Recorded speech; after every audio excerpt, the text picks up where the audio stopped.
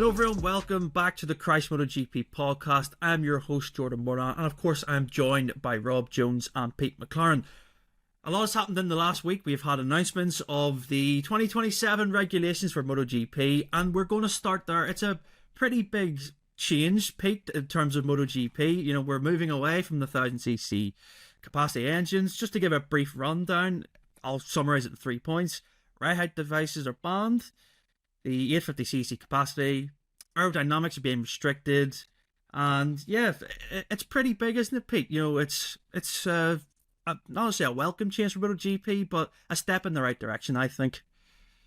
It's all going towards reducing performance, isn't it? We know that the bikes are starting to outgrow the circuits a little bit. We're seeing things, even if you just take the example of the previous round, Acosta hitting an air fence. You know, when bikes start crossing the runoff areas and getting to the tyre walls, that's when you know that you need to shrink the performance a bit. Stop riders getting that far. And, this has been on the table for a long time. This is for 27, as you've said. But they need to give the manufacturers time, don't they, to prepare for them? Because, as you say, these are quite radical. Certainly the engine rules and things like that are going to be smaller. Crucially, they're restricting the bore size again. It's obviously restricted at the moment. They're shrinking that again. There's a whole feature on Crash as to why they're doing that and why that's important. But that's a key part of this, really, because the knee-jerk reaction of engineers when you reduce the size of the engine is to push for more power, to push to get the maximum power back. The trouble is, then you get high revving engines. You get to what we had with the last 800cc era. Reliability concerns, electronics become more important. The gap just increases between the different manufacturers. So by reducing the bore size of the cylinder, they're basically just trying to shrink the whole thing down. So the performance in every way should just reduce. And they still want to keep the rideability side and all that kind of thing going. So I think that's what's going on here. I think all of these changes really have leaked out, haven't they? The one that caught my eye is sort of I hadn't seen that one before, was the GPS sharing, the data for that.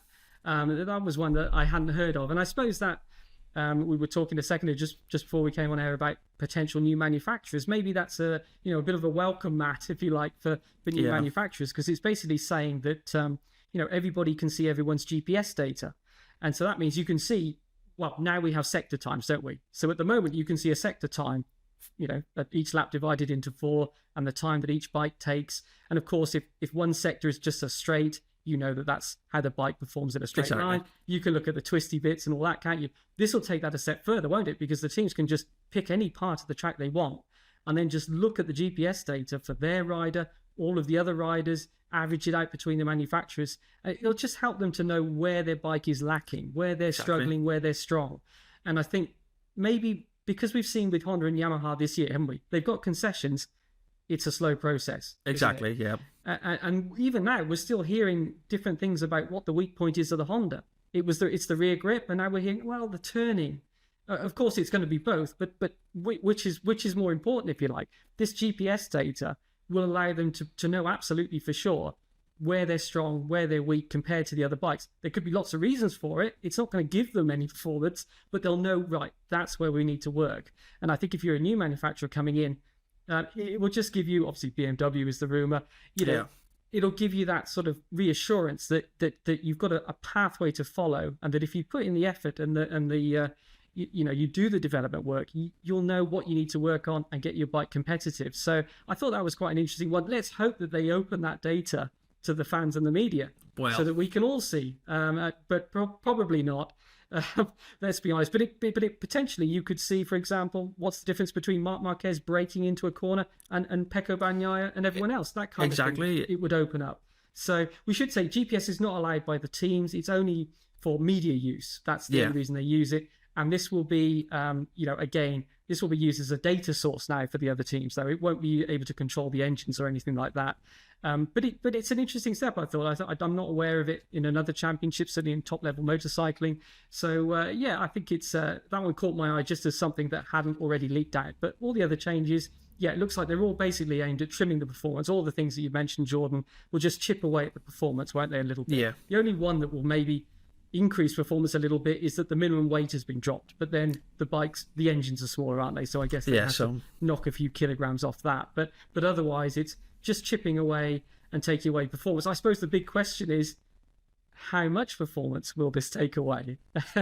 Yeah, it's a big step, isn't it? Because we don't know. Because, like I say, ride height devices are banned, and I do think since they've been introduced, massively have helped lap records being obliterated. How much of a difference are we going to see? I've seen a lot of people on social media yesterday were straight away jumping on it. These are essentially just going to be like Moto 2 bikes. They're 850s. I'm like, that's not going to be the case. There's no way that a Moto 2, which is a road-going engine, yep, it's a fantastic machine, can help to about 185 mile an hour when they get really going, say we're in tracks like Mugello, but MotoGP bikes will still hit 200 mile an hour comfortably, and I don't think people are misunderstanding it. I think, yeah, when we remove ride height devices, I think a lot of riders, maybe the older generation, Rob, will see, just picking out, for example, Marc Marquez, if he's, say, I don't know where he goes in 2027, but he knows what it's like to ride a MotoGP bike without a ride height device. The newer generation might struggle, but what was the first thing when you seen the regulation changes, Rob, that was a surprise to you? Was it the ride height devices being banned? Was it the aerodynamics? What was it? I think it was actually, for me, a combination of those two, the aerodynamics and the whole shot and ride height devices, just because we've seen in the last few years, Ducati especially really take over that side of the sport and make it sort of their own. And obviously KTM have followed suit and have invested a lot, and you're seeing sort of the results now of KTM's work, their development. And for KTM, it's one of those things, whenever there's a test following a race, you can visibly see the changes they're making or the new parts they're bringing. And a lot of that is to do with fairings, aero, ride height devices. So it's going to be a big change back to sort of what we were used to in a way. I think you mentioned it perfectly. Marc Marquez is someone who's actively sort of not been a fan of the current bikes, whether that's because he's experienced both and a lot of the newer riders haven't, or whether for him personally it's just been a harder adaptation or a harder change to make. But I think those were the big surprises. Obviously, making the sport safer is a great thing. And I think what it is going to do is potentially help the grid get closer in terms of competitiveness, because I think it is going to rule out Ducati and KTM sort of, or the manufacturers that have had a big advantage from sort of being able to push their development further down the road and already gain an advantage for the next season because they're almost so far ahead of, say, a Honda or a Yamaha because of previous development. So I think it's going to just equal it out a bit more. Yeah, it's exactly that. And we've seen it in the past with regulation changes. I'm just going back to 2007, for example, when the 800s came in. We've seen a lot of change there for the first few years, essentially. Honda and Yamaha were on the back foot in that first year, and when they were just expected to carry on in 2006, Ducati really slipped in and just went for the all-out absolute screaming engine, and it was fantastic with Casey Stoner. Could we expect something like that in 2027? Would you maybe expect not a surprise from manufacturer, but maybe a change in the order that we have currently? There's always a chance, isn't there? And it's always a risk to a certain extent that you will get things spaced out a bit. As all the manufacturers now will be reading these rules and thinking, right, what's the area? What's the loophole? What area do we push in this? As you guys are quite right, you've just been saying, we know the ride height devices are going, the aero. So what else is it? How important is this fuel limit? How important is all these little things I'll be looking at to try and work out what the key is to going fast in this new 800cc era. And as you say there, Jordan, I mean, Ducati got it exactly right, didn't they, at the start, and really shocked everybody. I remember that first race in Qatar 2007. And, there's always the chance that will happen again. But I think, when you hear 800cc, I think bit of an intake of breath, isn't there, for those of us that work through that, shall we say, and some of the racing wasn't too good. But Corrado Cecchinelli, who's Dorna's director of technology, he was at Ducati at the time. He was a key member of the design of that 800cc bike, so he knows exactly how to approach this new set of rules, shall we say, and ensure that there isn't that kind of breakaway by anybody. And I think these rules will have been agreed by everyone. That we should also say that, shouldn't we? All the manufacturers, they might not like each individual part, but collectively they've agreed to it all and they've signed up for it. And we've even heard KTM, haven't we, say, look, why wait till 27 to say these things? True. Let's see. It's always tricky. Engineers don't like surprises, but certainly we've heard Pit Byra pushing and saying things like the aero and even the ride height devices, just take them off, But there is always, as I say, there's always the engineers are cautious in the sense that they don't know what the bike will do if you just take those things off. But certainly things like the aero rules being narrowed down, that could easily come in before if everybody agreed. But I think it's doubtful, to be honest. I think probably now they're all going to sit down and they're going to work towards getting these bikes out on track. It'll be end of 26, won't it? Probably. Yeah. We'll start to see these first bikes, the Misano test, sort of September time, won't we? We'll see these 850cc bikes first appear on the track for development. And I mean, we can all understand why it's been done. As you say, there are legitimate concerns. Let's see what difference the performance makes. Let's see how close the racing is. It might have a bigger impact, might have a smaller impact. Will Moto2 be challenging MotoGP for lap times? That's something that will be a factor. You've got World Superbike. I mean, they'll still be on much bigger engines. I think that's not so much of a concern. I think for the reasons you've said, it's prototype racing, MotoGP. It's a bit chalk and cheese or apples and pears. You can't really compare different times. But Moto2 and MotoGP, I think that is something they'll need to be conscious of. And perhaps they'll need to slow down Moto2. Let's see. But I think, the important thing here is there's a good few years now with these rules agreed. They can get to work on them. And any new manufacturer, fingers crossed, now knows what the playing field will be. And they can look at seeing if they want to come in. Yeah, I will go on to that, Rob. Now, Pete mentions it there about the new manufacturers. When you see these regulations, like I say, ride heights are gone. And the rules are more simplified now, essentially, for a newer manufacturer to come in. They're not having to worry so much about nailing ride height devices, hold shots, the aerodynamics. They're more simplified. Do you think, like we've said, BMW, do you think this is something they would have known, they would have got wind of regulations for MotoGP for 2027, maybe months ago? Do you think this is for them now the perfect opportunity to come into the sport? Because it's very welcoming when you read the press release. It's kind of encouraging this more. You can come in essentially now. That's what I kind of got from it. There's more of a chance that you can. Yeah, I completely agree. And I think BMW is the sort of manufacturer to look at. I think it's interesting actually. This rule regulation update comes in line with hints that have subtly been dropped by BMW already this year. And I think we know that BMW as a manufacturer, the size of BMW, they could easily afford to be in MotoGP. But I think what's interesting as well is this year they've really adopted almost a MotoGP sort of team in World Superbike. The way they've got a proper test team now, much bigger than any other manufacturer in World Superbike. So they've kind of gone that direction, a bit like KTM, where they've really invested heavily, not only in their two World Superbike teams, but the test team as well. They made the big signing with Toprak. Obviously, the rule change comes at a point where he would need to probably renew not only for 2 years, but on an even bigger deal if that was something they were going to try and aim to do together, to sort of bring Toprak into MotoGP with them. Obviously, he's already enjoying a lot of success with BMW, and I think that success is only going to help their aspirations of maybe thinking, right, we could go to MotoGP, be competitive, and obviously with these rules, I think it opens up any manufacturer coming in to have more of a level playing field, to not see MotoGP, see it for what it is, and think, right, we've got this amount of years to go before we're even going to be competitive. They can sort of look at the rules, look at where the current standard is, and think, right, if we get this right, if we aim our development in the right way, we're already going to be competitive straight away. Mm-hmm. So I think BMW, just because of the size of the manufacturer as well, are the easy target. But I think because of what they've said, the hints they've dropped, I think it's something they're definitely looking at doing. Yeah, and I hope so. I really do. I think they will. And when you hear their CEO of their M Sport come out and say, they have thought about MotoGP, it's like a real possibility for them in the future, and they're keeping their minds open.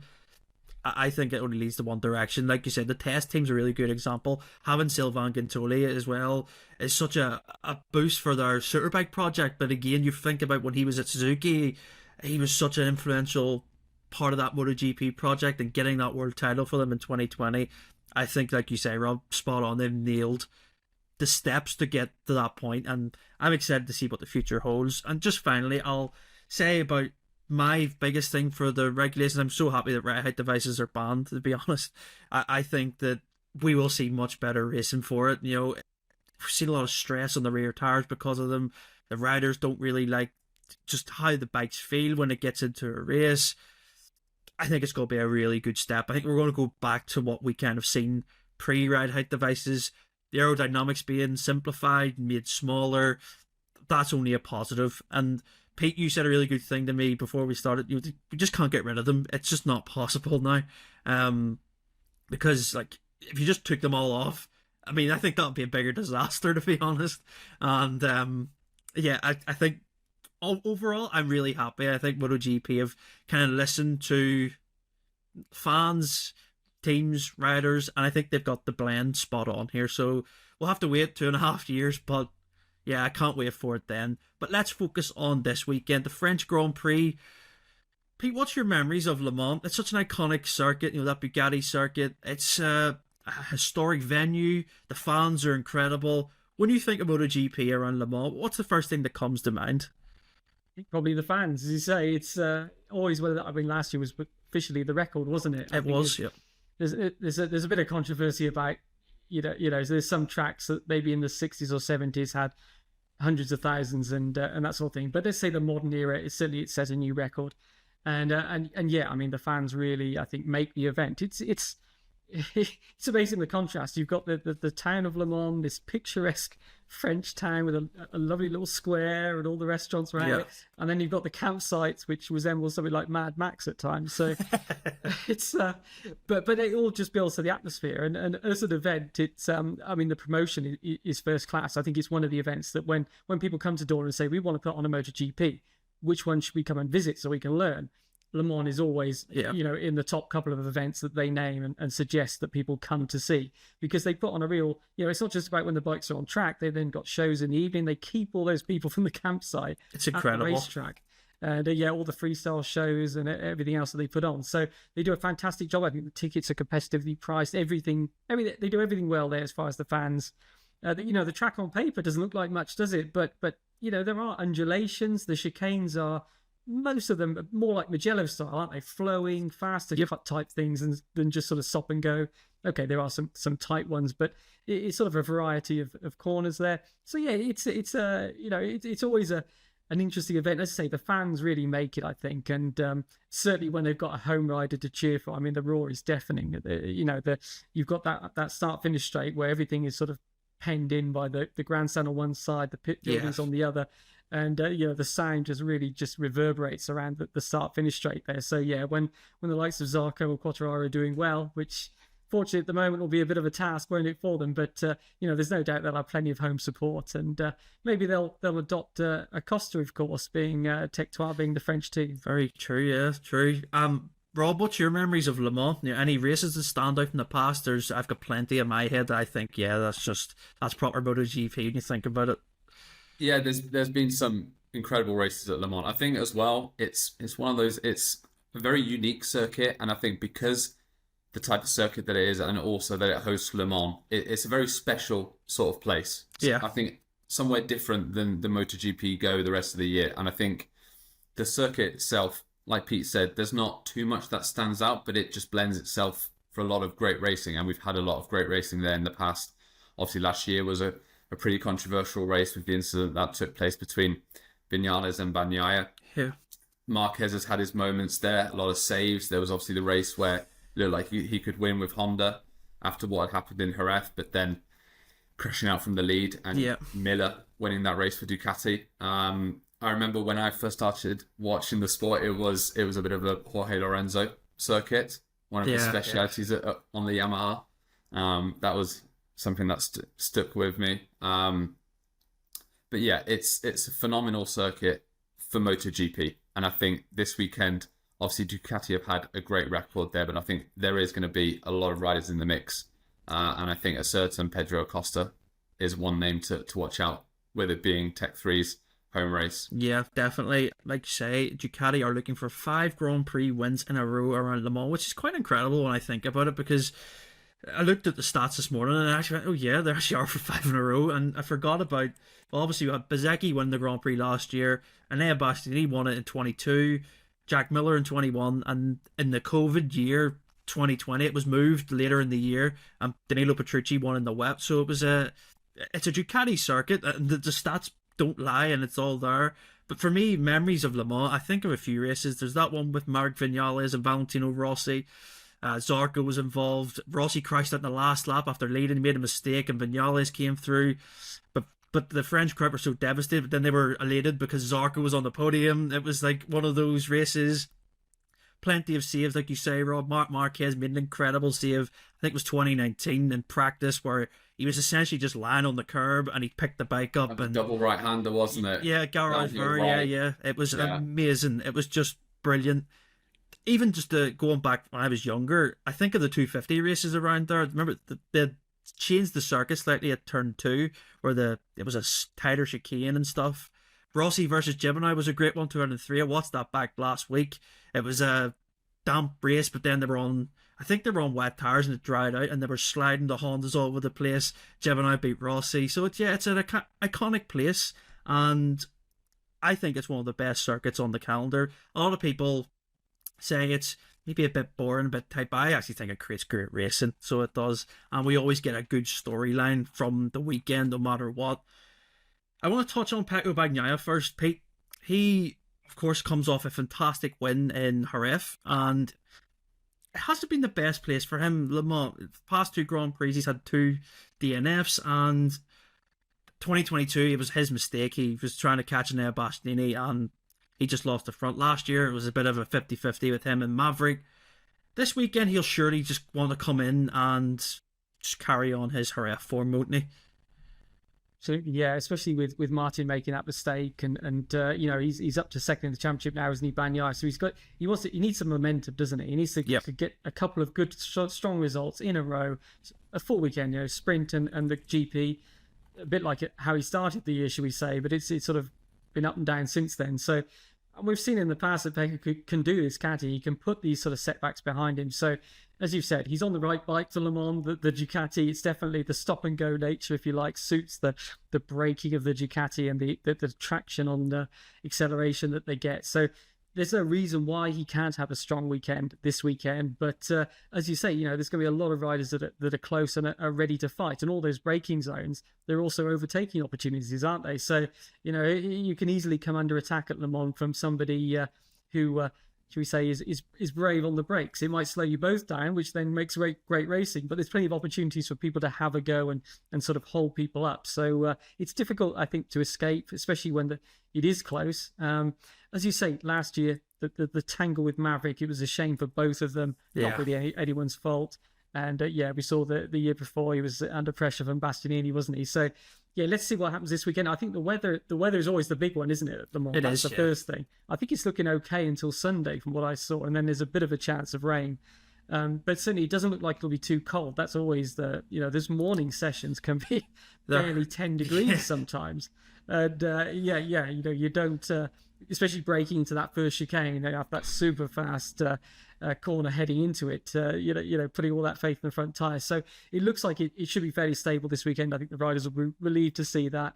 And especially the guys that struggled in qualifying in the wet last time at Jerez. It doesn't look like there'll be a repeat of a wet qualifying. So, I mean, everything's there for Pecco to perform.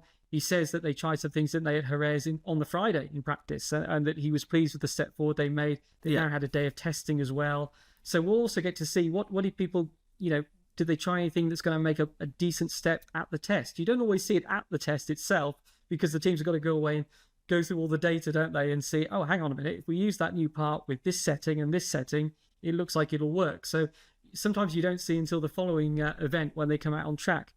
Will there be new aero? I don't know. I mean, we saw some teams trying it, but it's quite early, isn't it? Unless you're a concession team. But yeah, possibilities. I mean, I think Yamaha, that maybe they'll try the chassis again or something that they had at Jerez. So there could be some new parts to shake things up. But I think, Pecco, his dream result would just be 2 consistent races on the podium in both, and just bring that gap down to Martin, really. And obviously for Martin, he just wants to show that was a blip at Jerez and nothing more. Exactly, Rob, and that's what I was going to come on to you about Jorge Martin. He's looking to bounce back, and I feel like it's quite harsh on him because he only made one mistake, but it's such a crucial mistake, isn't it? It's not like he crashed out of a sprint where the points, when you lose them, they're not as much, but the Grand Prix, crashing out of it, the gap, he had a massive gap if he had have stayed on, and now it's essentially down to 17 points to Pecco, and it's a big weekend for Martin. I think this is the part of the season where I think he's going to be able to really establish himself, because we get to the summer break, the circuits come thick and fast here, and this is where, do you think Martin can show, yeah, it was just a mistake and I can bounce back straight away? I think he can. I think it's interesting. Ducati's record at Le Mans suggests he's going to be in the mix, but like Bagnaia, he's never won there either. So this will be not only a circuit where he can try and break his duck there, but it's going to be important for him to show that he can bounce back at a circuit that he hasn't previously won at. I think for Martin, like you said, it is a bit unfair to be too critical of him because it's one mistake. And until the Grand Prix, he had been phenomenal all season. His consistency, which was the problem last year and the year before, was the best of any rider. So he seemed to have made that step. I think for Martin, what he's got to prove is when he does make mistakes, they're big mistakes. It's either, from the lead in Jerez, in the lead in Indonesia last season, or in Qatar, pretty much the race. I know that obviously Valencia followed, but the Grand Prix in Qatar was basically what gave Bagnaia the world title on a day where Martin needed to respond, because he won the sprint, and if he could have followed that up in the Grand Prix, that could have potentially swayed the title the other way, but he had a nightmare in that race. Obviously, he had tyre problems.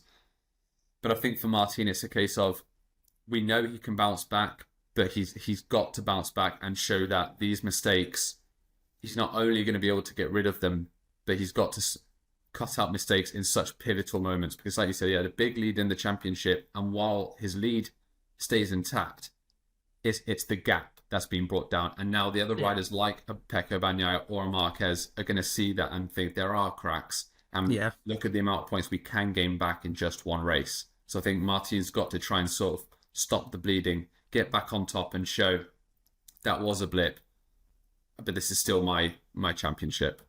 Yeah, like you say, Robbie, he hasn't won a Grand Prix, but he did, I've actually just looked, he had won the sprint, last year, so he did have great form in the sprint format, we know that. He finished second, I think it was second, or was it third in the Grand Prix last year. Marc Marquez was on the podium battle, and he crashed it with 2 laps to go, that's what I remember, but Martin was on the podium, and I think that there's every chance that he's going to continue a strong form. He's always fast everywhere, and I think, like you said, good point, Rob, about the championship gap. Marc Marquez only 32 points behind. I'll come on to him now, Pete. He came back last year from injury. This was his first race back from the Honda, and he showed he was very fast.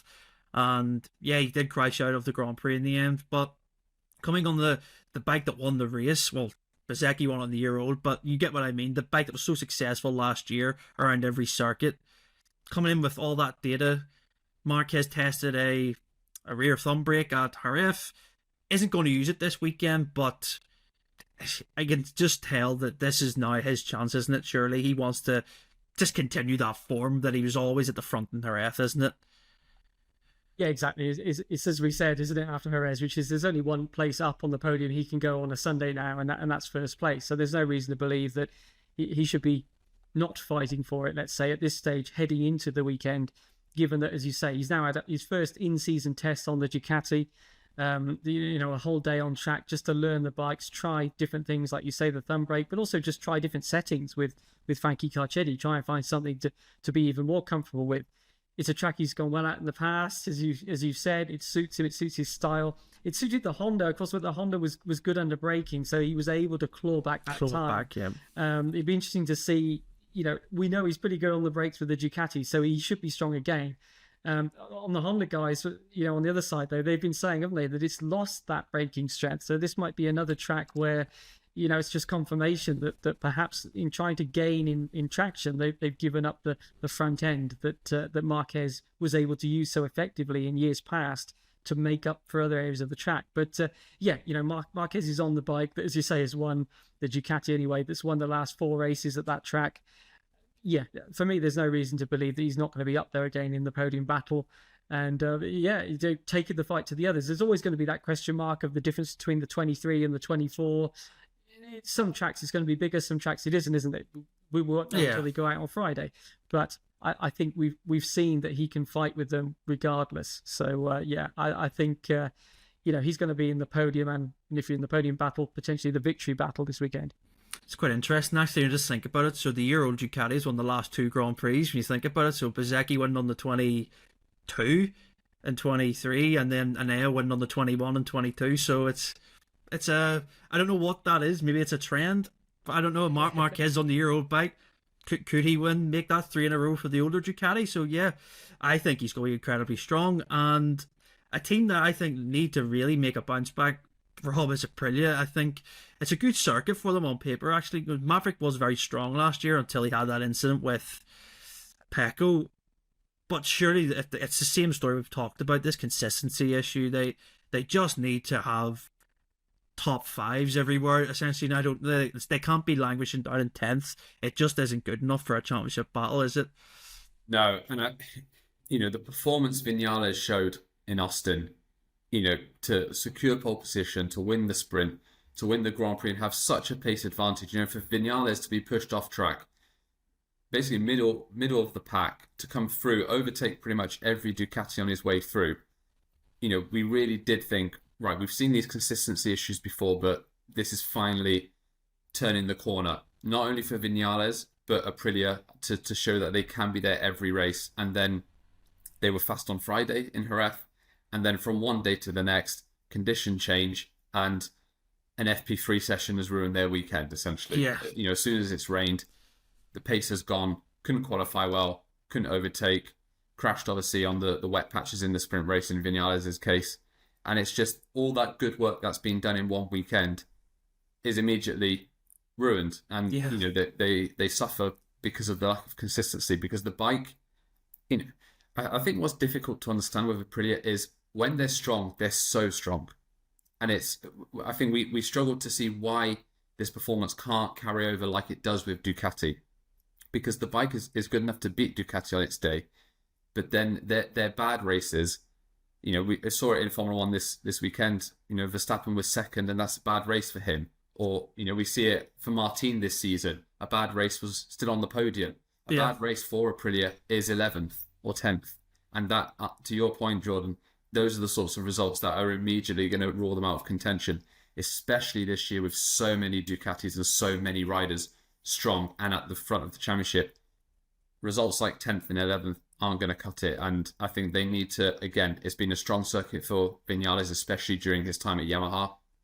So if he can get back on track, it should be a circuit, I think, that suits Aleix, actually, the flowing nature of it. Yeah. So I think they should both be in contention, but it's that old question of, are the conditions going to favour them? Grip? What's going to be the sort of underlying factor for Aprilia for them to either be strong or not?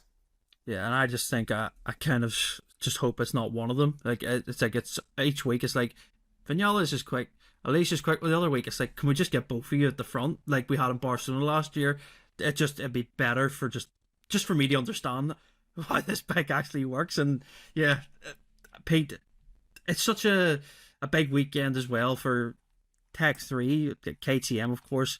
Pedro Acosta, Tech 3's home race. Like you say, he might be an adopted Frenchman at the end of it. So, how big is it for Hervé's team this weekend? To have a rider of his caliber. Could we seen it in the past with Zarco? On that older Yamaha. My God, I thought the roof was going to go off the place, even though there wasn't one. But yeah, it's such a big chance for them this weekend, isn't it?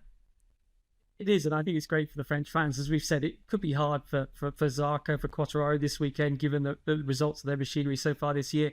But on the other hand, they have got a local team, a home team, if you like, and with one of the most exciting new talents on the grid, on the bike. And then also Augusto Fernandez, he delivered his best result of the season last year. That's right. A really cracking ride that probably secured his future for this year, wasn't it? Just on that race alone. So, so it's all there for them. Hervé's always, keen to point out that they are, they're an international team, but there's no doubt. The reality is they are the only French-based team, and a lot of the fans will be cheering them on this weekend, and they would love to perform in front of their home fans. They're sure to have more guests than other Grand Prix and all that kind of thing. So, yeah, there'll be a lot of pressure that goes with that, of course. A lot of expectation on their shoulders, but yeah, I mean, great for them. And Acosta's home Grand Prix didn't work out for him on the Sunday, did it? At Jerez, he's obviously going to have a few more home Grand Prix chances this year, but he's got a chance to certainly do something for the French team and their race this weekend. So I think the question mark is, and this also applies to Ducati and Aprilia, the chatter thing again, isn't it? It didn't come up at Jerez, and we saw the Ducatis were dominating at the front again. We saw the KTM struggle with it. Now, what's going to happen this week? Well, if it comes back, the Ducatis might be made to look a lot more normal, and the Aprilias, to speak about what you were talking about a moment ago, maybe it's their chance again to sort of come up to the front. So that's going to be, I suppose, one question mark for all of those three European brands is are they going to be affected by chatter? Aprilia don't seem too badly affected so far. It's just that they're able to capitalize when the others are affected, aren't they? So yeah. Vinales, of course, it seems he had some difference between his A and B bikes, or his two bikes that was found after Jerez. He raced with the bike he didn't particularly like, and they thought it was just a front brake thing, but it seems like maybe there was something wrong with it. So they'll be hoping that was the issue, and that they can get back to the front this weekend. So as you guys said, it's going to be a big weekend for Aprilia to show that they can compete consistently. And also KTM, we keep saying it, when is this win going to come, this Grand Prix win? Yeah. And, they look like they're capable of it week in, week out, but there's been capable and there's actually delivering it, isn't there? But certainly they've got the riders there. As you mentioned, Miller, Binder's been faster in the past as well. Yes, yeah. Acosta, as we know, is faster. I mean, they've got at least three, and Fernandez, as we say, had his best result in the dry, in the Sunday race last year. So really, if anyway, you'd almost say that all four KTM riders can go into this weekend, believing they've got a great chance. Yep, definitely. It's one of those weekends where it's very open. You get not a couple of surprises maybe, but I think the lap times are always so close around here. I think it was last year, maybe the year before, where you see like the top 15 in practice and it's covered by like 4 tenths. And you're like, what is going on here? It's that sort of nature of circuit. It's tight, twisty. It's one of those circuits where maybe it's a rider's circuit, they can make the advantage up more. And I think it's incredible this weekend, the prospect that we have of, we could get Pedro Acosta versus Marc Marquez again, like we seen in Coda. We could get all that. And I hope we get, I can't see a Yamaha or a Honda being up there, but yeah, I think it won't be as bad as a weekend for the Yamahas. I think Quartararo's going to be okay this weekend. He did struggle last year, but he has had a podium in the past at Le Mans. Honda, I don't know. It's just each week it gets worse or it gets a little bit better. But let's see, their advantages, like you said, Pete, the front end turning isn't there really anymore. And Marc Marquez had said it was the real strength of the Honda. Even when he's riding the Ducati, the Ducati's very fine. The limit's not, once you go over the limit, you're down. But with the Honda, you could really push it. That's not there anymore. Zarco had a good weekend in Jerez. I thought he was very good until the incident that he had in the Grand Prix. Of course, he crashed out of the sprint, which would be a good result for him. But let's see what happens with the home riders. I think they'll be supported no matter what. And yeah, we're in for a good weekend. Just to give us predictions, guys, it's so hit and miss with our predictions. Sometimes we nail it with one race and then absolutely get it wrong the other. But Rob, I'll start with you. Who would be the sprint pick for you for this weekend? Well, I keep tipping him, so I think it's about time, and it's Marc Marquez to win the sprint. Okay. You were unlucky in Jerez, I'll give you that. Yeah, it very was close. unlucky. I was watching the race and thinking my bet nearly came off, and then yours did when Martin. Yeah. It was, Joe on, it could have been either or. So Yeah. good. But yeah, Marc Marquez for the sprint for Rob. Pete, who's your sprint pick?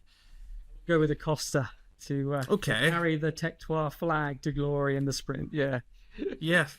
Joe, I could see it if he qualifies well, and I think that was the big thing, wasn't it? Jerez really done him in for qualifying. If he had qualified better he did get a podium still, but it was circumstantial because of what happened, but people crashing out.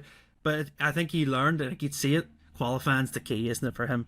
But yeah, I could see it happening. For me, I don't want to be boring again, but I think Martin is going to win the sprint. I think he's so good in terms of just when he gets the lead, he just can't be stopped, really. But Rob, for the Grand Prix, it's always different. Pete said weather could be a factor. You might get a flag to flag. Who do you think could be the pick for that? I do want to pick against Ducati. I really, really do. But I'm just finding it too hard based on the performance they're showing and their record at Le Mans. So I think they are going to make it 5. And I think Bagnaia is going to do a double Grand Prix win after his victory in Jerez. Yep. Pete, who's your pick? I'm going to go for Marquez. Okay, yeah. It's also hedging it slightly on the weather thing that you mentioned, because obviously we saw he went really well in the wet in Jerez. So I'm thinking if there is a rainstorm, he's got a setup that works. So, but yeah, otherwise, I mean, all those out braking areas, all those heavy braking zones.